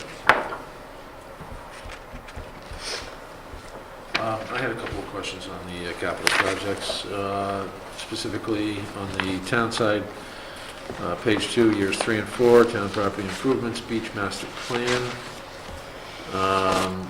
We show 359,000 encumbered and only expended 18,532. Have there been progress payments made on that? Is it significantly farther along than that would suggest we've only expended 18,000? Yeah, that's probably right. That's it? Because we did the parking lot, the materials alone that are there, But there is another portion that's the steep grant that's in another fund. First portion. okay, so that's being, so it's being paid out of steep first? Yes. That makes sense.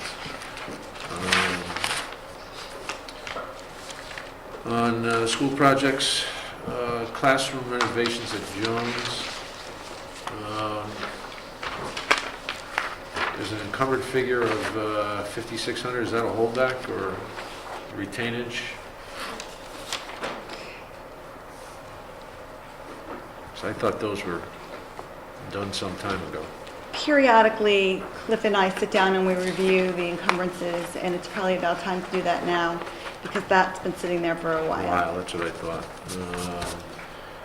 And then, Linda, you may opine on this if you would care to. Down at the bottom, improvements at various schools, replacement of well water booster pump at Jones. We had been led to believe that that was something that had to have been taken care of almost immediately when it was, But I think there's several components of that project As that well? there's, yeah. because we're showing 0 expenditures on it. But it may be, there may be state money available on that, or I don't think so. But where? I'll get you more information. Okay. That's it for me. Anybody else on capital project? No? Medical benefits account? I have some information I could pass out to you on medical. Excellent. While you do that, another good month for our employees as well as our finances. I did have a question, Sheila. How do you arrive at the projected surplus deficit? I didn't have a chance to spend a lot of time figuring that out. I just did, it certainly wasn't the pre-algebra that your daughter is doing, or Bill's daughters are doing. But I took the projected expenditures versus projected revenues, and I come up with a number that's a little different than 412,000 on a deficit. So if you had given me the formula, I'd be able to figure that out with the spreadsheet. Do you have enough? I annualize out the first 4 months. Maybe there's a formula error. And I come up with a projection based on the annualized first Right. 4 months. Yeah, you may want to take a look at the formula to get to the projected surplus.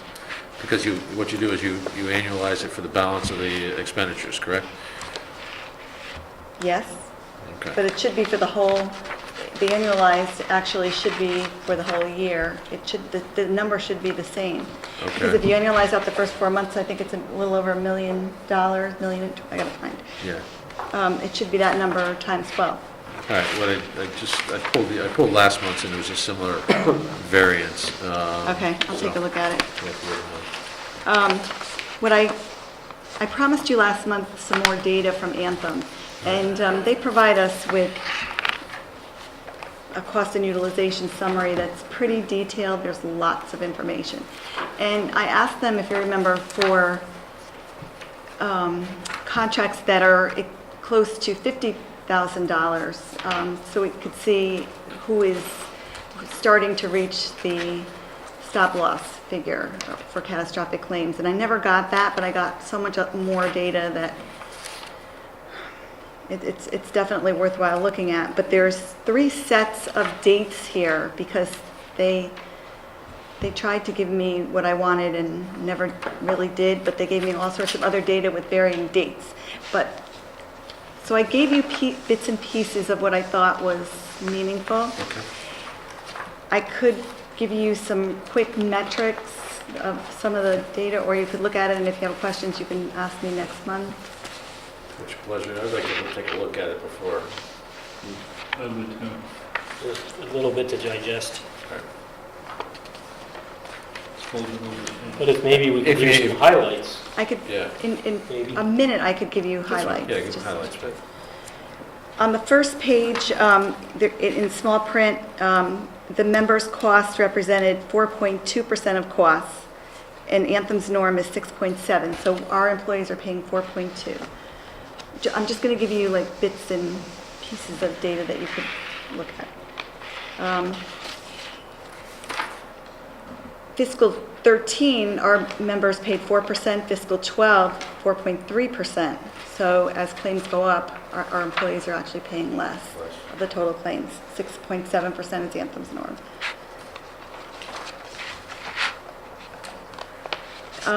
In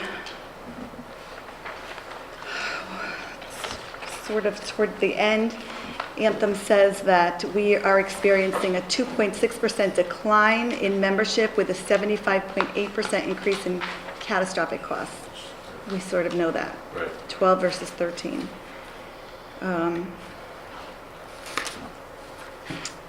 Catastrophic claims were represented 34% of our claims in fiscal 13 and 23% of our claims in fiscal 12. That doesn't surprise me. As of September of 13, the average cost per contract is $7,498 versus the norm, Anthem's norm of $4,854. We seem to be vastly divergent from the norm. Right, and they do explain their norm, it's large groups and So there's bigger risk pool, possibly, our risk pool is, but it's pretty big. There's 1,890. 1,700 members, 1,700 claimants.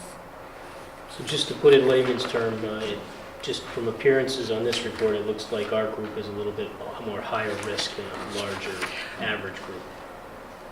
Well, Higher experience. one of the last page, they state that the top 1% of your claimants drive 28.7% of your plan costs.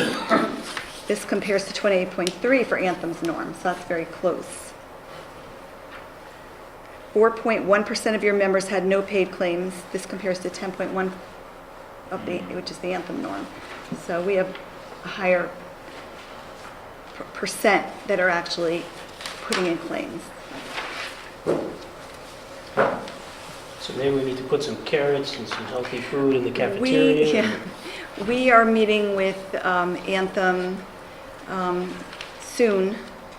We may actually postpone the meeting, I think it's scheduled for this week, to go over their complete utilization summary and the cost containment strategies that they recommend for us and that they've already implemented.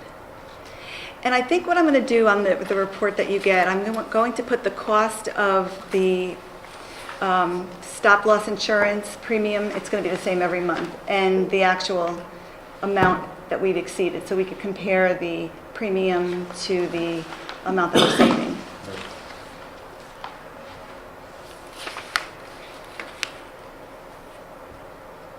Do we still have an insurance consultant that we utilize? Mhm. Has this data been shared with that consultant? Excuse me? Has that data been shared with this, with our consultant? Yeah.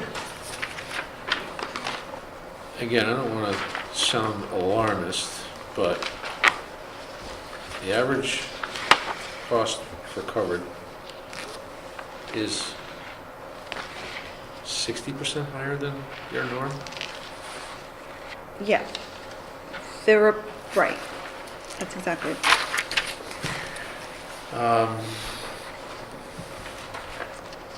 That begs a little further investigation. But this is what Has we're the going to Board of bring. Selectmen had access to this information? First time you're seeing it? This is probably worth a discussion between the boards at some In the point. meeting that Jill was speaking of with the Anthem, there's a lot of discussion. Yeah. And is that going to be a meeting with the Board of Selectmen or just the first selectman? Or how's this going to work? The meeting is with the first selectman and Mitch Goldblatt, myself, and members from the Board of Ed, Linda, Okay. and Anthem and our consultants. And we will we'll ask the questions. Okay. And we certainly will present A summary. a summary to the Board of Selectmen. Good. Any other questions on this? I was kind of happy, So I much was happy when I first saw the first document. Yeah, well. The other thing that concerns me, is we have this plan to protect our employees. That is not my concern is not about malfeasance of the plan or any problems there. My problem is that we seem to differ widely from a norm. And does that have something to do, does that say there ought to be a cluster study, a health cluster study in Guilford? Are we sicker than the average population? Is there something else going on here? There's other reports. The report's very thick, and there are pages that talk about the types of services, psychological, orthopedic, heart. Okay, that would be And you helpful. could see where our claims fall. I didn't give you the entire report. I certainly can. I think maybe it would make more sense to wait until after the meeting with That's Anthem, fine. and then I can give you some answers as well. Is it in here that we might have a higher average age as well for our group? Possibly. That can be a big consideration. I can look at that as well. Yeah, I didn't see anything relative to age bracketing, Hmm. which is getting more difficult to do because of HIPAA regulations in terms of de-identifying stuff. I know age is one of those things that gets harder to do because it's a matter of public record, how old some people are, and if there's only 4 of them that fall within a band, we know who they are. Sheila's point, it does, beg some questions, there's no question about it. I think part of it is going to be what populations constitute their norm too, so that might be an easy answer. That's true. But, if there's things that can be done in town, we definitely. Anything on building permits? Golf course? What do we, I tend to forget this, what is this subsidy that the town provides the golf course with? It's an operating annually? transfer. It was only been done once and it was $30,000. Otherwise, they're self-sustaining. Well, yeah, actually, they are, with the subsidy, they're starting to get much closer to self-sustaining. As we, With the 30,000. with the 30,000, right. Because if you take a look at the year-over-year comparisons, if you extract the $30,000 operating transfer in for the period 1/1/2013 to 10/31/2013 versus the previous year, they reduced their deficit by $20,000. So they're significantly moving in the right direction. The operating transfer helped. I'll record the operating transfer for December, so you can make it easier Make it comparison. I suspect we may see a similar one in the 2014-2015 budget. I'm sure. That's, it won't go up. Oh, Oh, I don't she's know. not making it, that's not her call. No, but I mean, I'm not assuming it will go up. No comment. We'll work on that. Okay, I think we're done. This guy did? That's a agenda item. Yep. All right, is there a motion to approve the bills for the town for the month of October in the amount of $1,618,846? So moved. Second? All in favor? Aye. All opposed? Abstentions? Any recusals? No. Thank you, Sheila. You want to stay for item 7? Item 7, consider and take possible action on the request from the Board of Selectmen with regard to capital plan purchase. Document you have in front of us is that this morning, the Board of Selectmen took the following action. They voted unanimously to approve the continued enforced request totaling $117,946, consisting of $70,000 for a 6-wheel dump truck, plow and sander, and $47,926 for an HVAC system study at the police department. Is there a motion to do same. Move. Second? Second. This is coming from Continued Enforce. I saw you had, at the bottom of the packet, you were going to be making a recommendation to move it to Continued Enforce? Yes. That has not yet been done, has it? No. Okay, so how can we approve something from Continued Enforce? that No. hasn't been- This is from fiscal year 13, Okay, and it's just a late request. okay. We don't have vendors. Well, as of 6/30/13, there were not vendors chosen for these items, so I could not encumber the funds the way we normally Then I do. do. The auditors suggested that I just do Continued Enforce. That's fine. So that's what we're going to do. All right, so this is against the 2013 fiscal budget. Yes. 212, 213. Any further questions on it? Well, excuse me, I do have some questions. $47,926 for the HVAC system study at the police department. I saw some meeting minutes talking to that. How old is the police department? Oh, 1998 or so. I'm trying to think of the bond. Is that, date. is that, It's less is than that, 20 so years. that's, 20-year is mark. that, yeah, is that usable life, pretty much? What are we looking at? I mean, they're just, This it's is a study, preference. this is planned. 15 Plan. years. Gotcha. Exactly. That's why it's, Anticipated 20-year Alright. situation. before it starts being, it's like the system of this building. That's fine, just a question. I wanted to clarify, it's just a study of the Right. HVAC system? This isn't actually any kind of an installation of the HVAC system? No, it's a study. This is a commission study. Study and design. And then is our actual lower than what we budgeted for usually? It's always a nice thing to know, both on the dump truck and the plow sander HVAC study. Do you happen to Truck know? has been approved, it's just they haven't picked a vendor yet.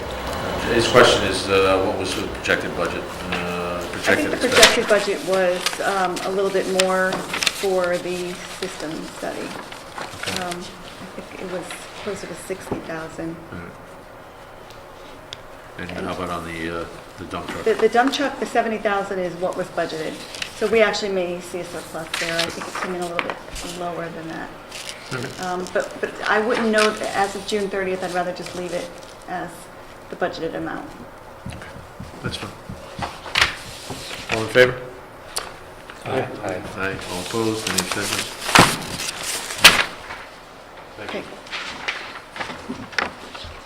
Item 8, consider and take possible action on the Board of Finance meeting calendar for 2014. I had the opportunity to go over it. I think we've avoided any religious holidays that occasionally we stumble on, as is typical, third Monday of the month, but there are a couple that are falling on Tuesday, Martin Luther King holiday in January being one of them.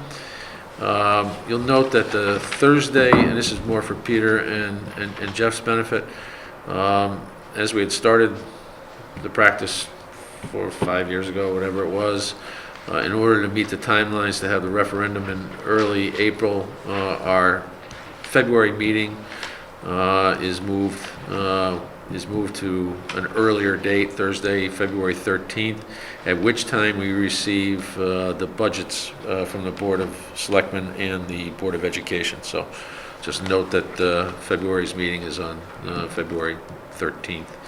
And then below that, you'll see the some of the special meetings relative to the budget, the development of the budget. Does anybody have any issues with any of those? None? Is there a motion to approve the I meeting I have dates? a question though, are Sure. some of the times, obviously our meeting. 7:30. 7:30, but some of the workshops. I 7:30. think are sometimes during the day though, right? For the town? Those No, are the you- town workshops. These are our public meetings. Oh, I'm sorry. And then you're absolutely right, though, and we can talk a little bit about that under the committee assignments. So, is there a motion to approve? So moved. A second. Second. All in favor? Aye. Opposed? Abstained? You have the original I need to sign? Thank you. I put a note on this one. I can sign this one. Does anybody have a copy that doesn't have anything on it? You got it? Okay, okay. All right. Thanks. Thanks.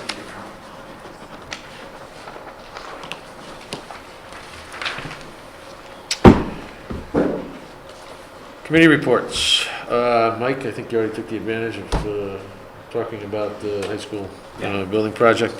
9.1 would be discuss, take possible action on budget subcommittee assignments. This is probably more, I don't know how familiar you are with our processes. We have 2 subcommittees, budget development subcommittees, one to work with the Board of Selectmen, one to work with the Board of Education. The group that works with the Board of Education traditionally meets twice, and I believe there's a meeting in December 16th, I think. 16th, is it?